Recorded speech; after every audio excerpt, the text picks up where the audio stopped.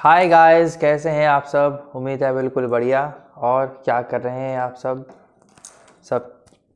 कल क्रिसमस है, आज क्रिसमस ईव है। प्रिपरेशन कुछ है तो आप शेयर करो हमारे साथ, जिससे कि हम सब कोई जान पाए आपके बारे में, आपके प्रिपरेशन के बारे में, और क्या पढ़ाई कर रहे हैं वो भी आप शेयर कर सकते हो, जो भी आपको पसंद है। तो आज मैं आपके लिए एक नया सा चैप्टर लेके आया हूँ। पोएम है ये, एक्चुअली क्लास 11th के बुक में है, इंग्लिश एनसीईआरटी के बुक में है। पोएम बहुत ही रोचक सा होने वाला है, बहुत ही यादें इससे जुड़ी हुई है और काफ़ी इवोकेटिव है, इमोशन से भरा हुआ है। पोएम का नाम है चाइल्डहुड, जो कि लिखा गया है मार्कस नैटन के द्वारा। आपने शायद पहले भी इसको पढ़ा हो। बहुत ही आसान भाषा में लिखा हुआ है।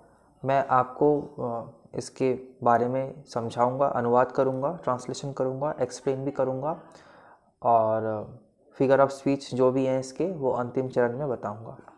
तो चलो थोड़ा खो जाते हैं। पोएम को पढ़ना मतलब ऐसा लगता है कि हम कोई अपना जो माइंड है उसको रिफ़्रेश कर रहे हैं, बार बार उसको हम प्यूरीफाई कर रहे हैं, उसको हम पीस करवा रहे हैं। मतलब शांति हमें देती है पोएम पढ़ने से, एक अलग सा एटमॉस्फेयर क्रिएट होता है। तो हम सब इसको रिलेट कर सकते हैं अपने अपने बचपन से। ठीक है, मैं शुरू करता हूँ, आप मेरे साथ बने रहिए अगर आपको पसंद हो तो। ठीक है, चलो। When did my childhood go? मेरा बचपन, When did my childhood go? मेरा बचपन कब गया, मतलब मैं अभी बड़ा हो चुका हूँ, मेरा बचपन कब चला गया। Was it the day I ceased to be 11? क्या ये उस समय था जब मैं 11 साल का हो गया था। मतलब 10 साल तक माना जाता है कि हम सब बालक होते हैं, बालक बालिकाएं होती है। ठीक है, उसके बाद हम जब 11th जो हमारा ईयर शुरू होता है, तो उस समय जो इनोसेंस है, जो हमारा जो शरारती वो जो भावना है, ऐसा माना जाता है कि वो आहिस्ता आहिस्ता डिमिनिश होने लगता है, ख़त्म होने लगता है। Was it the time I realized that hell and heaven? क्या ये वो समय था, मेरा इनोसेंस, मेरा जो चाइल्डहुड वो चला गया, मेरा जो बचपन है वो चला गया। क्या वो ये समय था जब मेरे को पता चला था कि हेल और हेवन में क्या अंतर है। हेल का मतलब क्या होता है, नर्क। हेवन का मतलब होता है स्वर्ग। Could not be found in geography। और ऐसे जो कॉन्सेप्ट्स है हेल और हेवन, ये सारे जो कॉन्सेप्ट्स है वो भूगोल के पुस्तक में हमें कभी नहीं मिलता ढूंढने पर भी। And therefore could not be, और सच्ची में आखिरकार कहीं पे भी नहीं मिला हेल और हेवन ढूंढने पर भी। Was that the day? तो जब नहीं मिला, क्या ये वो समय था जब मेरा बचपन मेरे से चला गया, मेरे पास से चला गया। When did my childhood go? दोबारा से देखो, ये कहा जा रहा है कि कब मेरा बचपन चला गया। Was it the time I realized that adults were not as they seemed to be? क्या ये वो समय था जब मेरे को ये एहसास हुआ था कि जो एडल्ट्स होते हैं, जो कि बड़े होते हैं, ठीक है, एल्डरली पीपल, बड़े, ठीक है, वो असलियत में नहीं है जो वो दिखाते हैं खुद को जगत के सामने।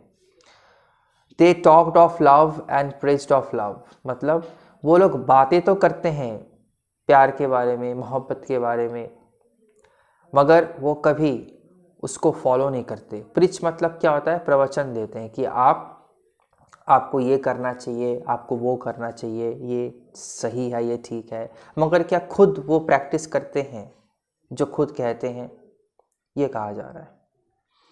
But did not act so lovingly. वो लोग जो है, जो बात करते हैं उसको एक्ट उतने अच्छे से नहीं करते, वो एक्ट नहीं करते अच्छे से, उस पर वो अमल नहीं होते। Was that the day? उस दिन, क्या ये वो दिन था जब मेरा बचपन मेरे से चला गया, जब मेरे को ये रियलाइजेशन आया था। When did my childhood go? कब मेरा बचपन मेरे से चला गया। Was it when I found my mind was really mine? क्या ये वो समय था जब मेरा जो दिमाग है वो मेरा अपना है, मेरा जो मस्तिष्क है, मेरा जो सोचने का जो ज़रिया है वो मेरा अपना है। To use whichever way I want, कहीं पे भी मैं कैसे भी करके इसको यूज़ करूँ। To use whichever way I choose, मतलब मेरे को कोई रोकने टोकने वाला नहीं है, मेरे को जो सही लगेगा मैं वही करूँगा। Producing thoughts that were not those of other people, और जो मेरे मस्तिष्क में विचार प्रकट हो रहे हों, उत्पन्न हो रहे हो, वो किसी और के द्वारा निर्देशित नहीं है। किसी और ने मेरे को कहा कि मेरे को साइंस स्ट्रीम लेना है, किसी और ने मेरे को कहा कि मेरे को कॉमर्स स्ट्रीम लेना है, किसी और ने मेरे को कहा कि आर्ट स्ट्रीम लेना है क्योंकि बहुत कुछ हो सकता है। ऐसा नहीं है, जो मेरा मन करेगा मैं वो लूँगा। मेरे को फिज़िक्स अच्छा लगता है, मैथमेटिक्स अच्छा लगता है तो मैं साइंस लूँगा। मेरे को इंग्लिश अच्छा लगता है तो मैं ये स्ट्रीम लूँगा। हालांकि इंग्लिश सारे स्ट्रीम में ही कॉमन है। मेरे को हिस्ट्री अच्छा लगता है, इतिहासकार मेरे को बनना है, हिस्टोरियन मेरे को बनना है तो मैं आर्ट्स लूँगा। तो मेरे को और कोई कहेगा और फिर मैं बाद में जाके उसको चूज़ करूँगा, ऐसी बात नहीं है। ठीक है, मेरे में टैलेंट है खेलने का तो मैं खेलूँगा। ठीक है, ऐसा। But my own and mine alone was that the day, मगर ये सारे थॉट्स जो है मेरे दिमाग में आए हैं और मैंने इसको चूज़ किया है, मैंने अपने से इसको चूज़ किया है। क्या उस दिन इतनी समझदार मैं बन चुका था कि मेरा जो बचपन है वो मेरे से चला गया। बचपन में हमें हमारे माता पिता, हमारे शिक्षक, हमारे जो गुरुजन हैं वो हमें जिस दिशा में चलने के लिए कहते हैं हम उसको अमल करते हैं, उसको हम फॉलो करते हैं। मगर जब हम बड़े हो जाते हैं तो उसके बाद हमारा एक अपना अस्तित्व होता है ना, तो उसको हम बाद में फॉलो करते हैं कि ये सही है, ये गलत है। देखो लास्ट स्टैंजा क्या है, where did my childhood go, कहाँ पे मेरा चाइल्डहुड चला गया, मेरा बचपन चला गया। यहाँ पे पूछा है कब नहीं पूछा, यहाँ पे पूछा है वेयर, कहाँ पे चला गया।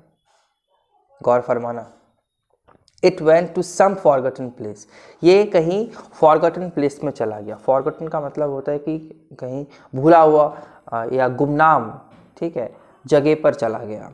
That's hidden in an infants face, ये छुपा हुआ है, ये ऐसे जगह पर चला गया है जो कि छुपा हुआ है। कहाँ पे छुपा हुआ है? एक इन्फेंट्स के फेस में। इन्फेंट मतलब एक छोटा बच्चा, एक छोटे बच्चे के चेहरे के अंदर ये छिपा हुआ है मेरा बचपन। मतलब इसका ये मतलब बनता है कि जब भी मार्कस नैटन किसी बच्चे का चेहरा देखते हैं, फेस देखते हैं, तो उनको अपनी बचपन की यादें आ जाती है। क्यों? क्योंकि एक बच्चा जो है वो प्योरिटी का प्रतीक है, वो नेचुरल मतलब आप कह सकते हो नेचुरल माइंडसेट है उसका, ठीक है।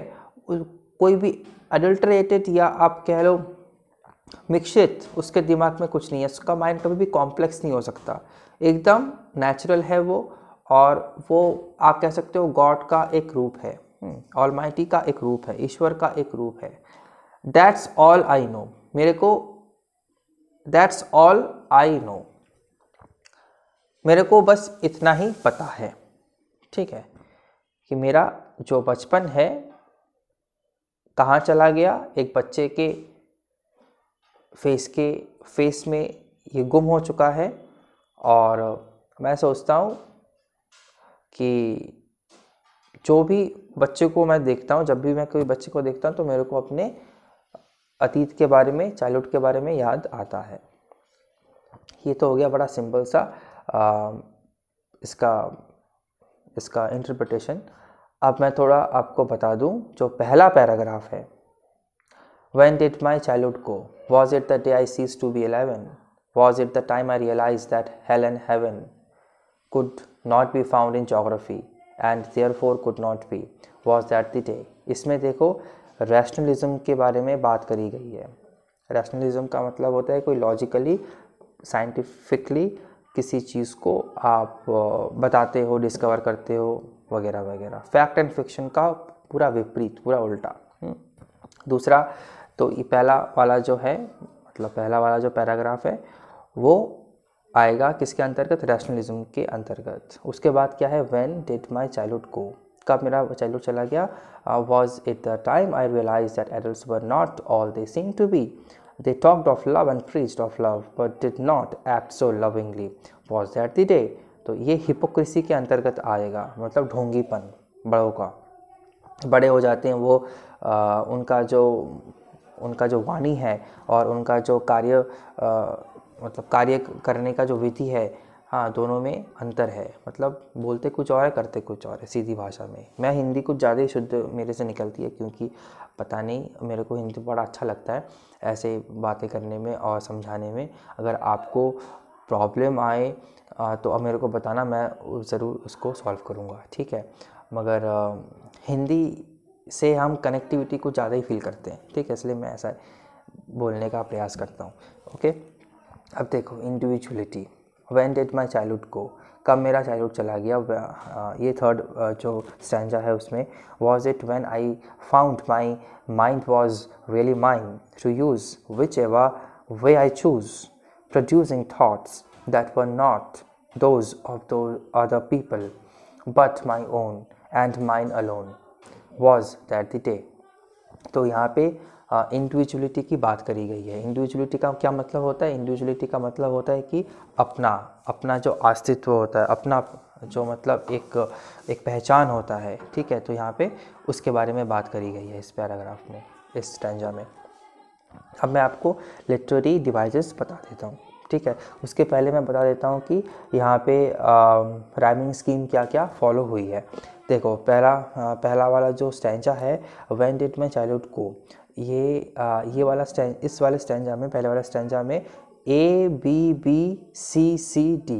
देखो पहला क्या है, गो, उसके बाद है 11 के बाद हम लिखेंगे बी, हेवन के बाद लिखेंगे बी, ठीक है। ज्योग्राफी के बाद लिखेंगे सी, बी के बारे में लिखें, बी के पास में लिखेंगे सी, और डे के पास में लिखेंगे डी, ठीक है। तो A B B C C D, A B B 11, heaven B हो गया, ज्योग्राफी और बी हो गया आपका, ज्योग्राफी और बी दोनों वर्ड्स हैं, तो ये सी के अंतर्गत आएगा राइमिंग स्कीम, और लास्ट में डी, ठीक है। और लास्ट वाला जो पैराग्राफ है, मतलब स्टैंजा है, वहाँ पे गो प्लेस फेस नो, यहाँ पे भी राइमिंग स्कीम क्या होगा, ए बी बी ए,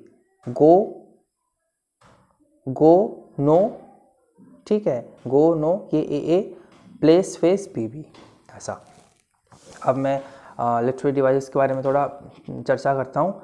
सबसे पहले देखो, व्हेन डिड माई चाइल्डहुड गो, ये जो है काफ़ी बार रिपीट हुआ है ये जो लाइन है। उसके बाद was that the day, first stanza का ही फर्स्ट लाइन और last line, was that the day ये लास्ट लाइन है, ये दोनों बार बार रिपीट हुए हैं। When did my childhood go, was that the day, तो अगर रिपीट देखो थर्ड स्टैंजा में भी है और लास्ट वाले स्टैंजा में नहीं है, वहाँ पे वेयर लिखा हुआ है, where did my childhood go, तो इसको हम नहीं लेंगे। मगर लास्ट वाले पैराग्राफ का जो लास्ट वाला लाइन है, दैट्स ऑल आई नो, इसको